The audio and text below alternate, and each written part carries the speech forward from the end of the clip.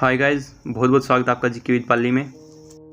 आज हम जिस क्रांतिकारी के बारे में बात करने वाले हैं उनके बलिदान को भारतीय समाज में घुले हुए जातिवाद के जहर ने दबा दिया। मनुवादी सोच रखने वाले भारत के लोगों ने इनके बलिदान को इतिहास से मिटाने की हर संभव कोशिश की। आज हम उस क्रांतिकारी के बारे में बात करने वाले हैं जिसने अंग्रेजों के घर में घुसकर हजारों लोगों के हत्यारे जनरल डायर को मारा था। आज हम जानने वाले हैं भारत माँ के वीर सपूत, अमर शहीद, अमर क्रांतिकारी उधम सिंह जी के बारे में। उधम सिंह जी का जन्म 26 दिसंबर 1899 को हुआ था। इनका गांव सुनाम था, जिला संगरूर और राज्य पंजाब के निवासी थे। इनकी माता का नाम नारायण कौर और इनके पिता का नाम तिहाल सिंह जम्मू था और इसके माता पिता ने सरदार उधम सिंह जी का शुरुआती नाम शेर सिंह रखा था। इनके एक बड़े भाई थे और इनका नाम मुक्ता सिंह था।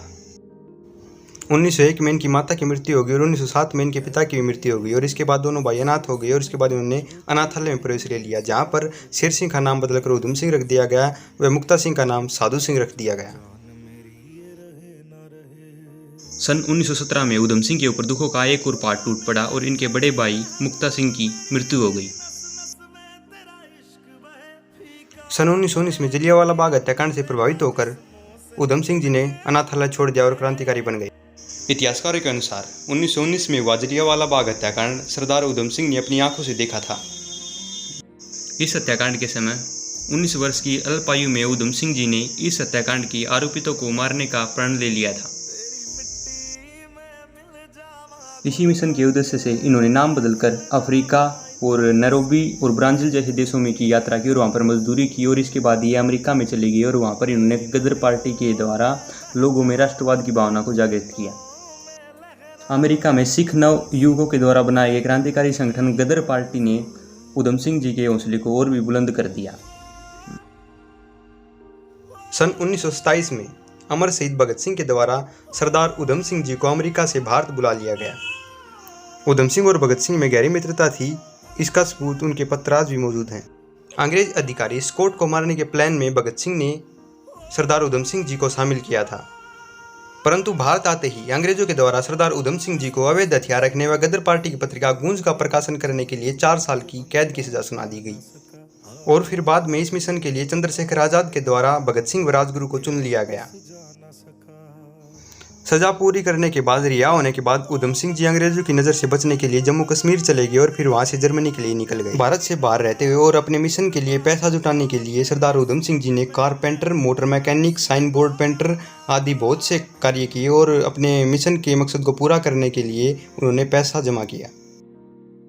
सन 1934 में सरदार उधम सिंह लंदन पहुंचे और वहां पर एल्डर स्ट्रीट कमर्शियल रोड पर रहने लगे और यहां पर अपने मिशन के लिए उन्होंने एक कार व एक पिस्टल खरीदी। यहां पर रहते उन्होंने जनरल डायर की तमाम सूचनाओं को एकत्रित कर लिया और उनकी जासूसी करनी आरंभ कर दी थी।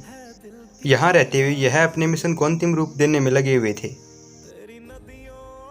सरदार उधम सिंह ने 13 मार्च 1940 को रॉयल सेंट्रल एशियन सोसाइटी के लंदन के कोक्सटन हॉल में हुई बैठक में जनरल डायर को मार गिराया। हजारों लोगों के हत्यारे जनरल डायर को मारकर इन्होंने अपनी 20 साल पुरानी प्रतिज्ञा को पूर्ण किया।